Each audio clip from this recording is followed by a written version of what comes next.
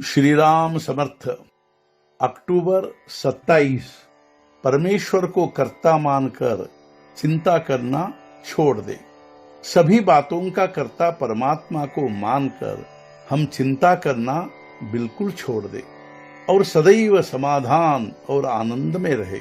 जो भी कुछ घटना है वह सब परमात्मा ही अपने हित के हेतु करता है और जो कृति हम करते हैं वह हम नहीं बल्कि परमात्मा ही करता है।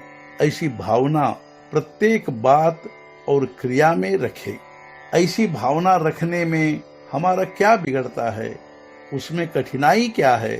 प्रयत्न अवश्य करे और बहुत कसकर करे, लेकिन वह परमात्मा ही सब करता है ऐसा मानकर उसमें आने वाला यश या अपयश अपने हित या लाभ के लिए ही है, ऐसी दृढ़ भावना रखनी चाहिए। यदि ऐसी दृढ़ भावना रखे तो चिंता का सवाल ही क्या, और एक बार चिंता मिट गई तो स्वयं सिद्ध आनंद ही आनंद है। वह कहीं बाहर से प्राप्त नहीं करना है। चिंता आनंद को मलिन कर देती है।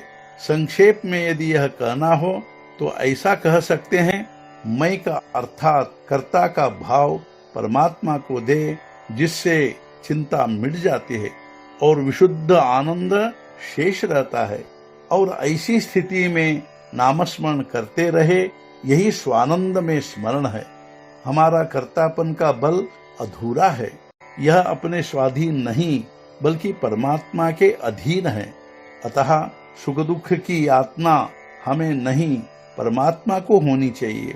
अपने सुख दुख के नाश का मतलब है अपने कर्तापन की भावना का नाश, और अपने कर्तापन की भावना का नाश यानी भगवान ही सब कुछ करता है ऐसी भावना होना। हमारे साथ क्या होता है जरा सोचे। कर्म जब प्रारंभ करते हैं तो चिंता करते हैं, और कर्म करते समय क्या हो रहा कुछ पता नहीं, इसलिए चिंता करते हैं। और कर्म समाप्त होने पर क्या यही फल मिला, इसलिए चिंता लगती है। इस तरह चिंता करने वाले आदमी को कभी भी सुख संतोष प्राप्त नहीं होता। चिंता दीमक की तरह है। वह जब कुछ खाती है तब दिखाई नहीं देती, किंतु कपड़ा या पुस्तक खाने पर दिखाई देती है। उसी तरह चिंता हमारी निष्ठा कम करती है। उस अवस्था में वह दिखाई नहीं देती, लेकिन बाद में दिखाई देती है।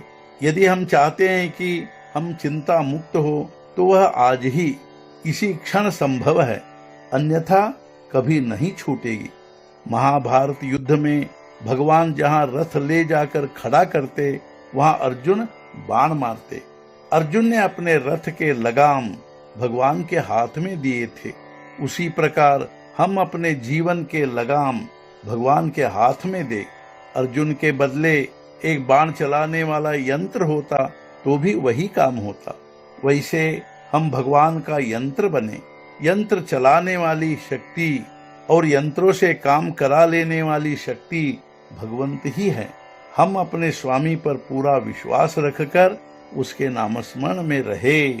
आज का मुख्य विचार, हमारी देह प्रारब्ध पर छोड़कर साधक को मजे से उसके सुख दुख की ओर देखना चाहिए।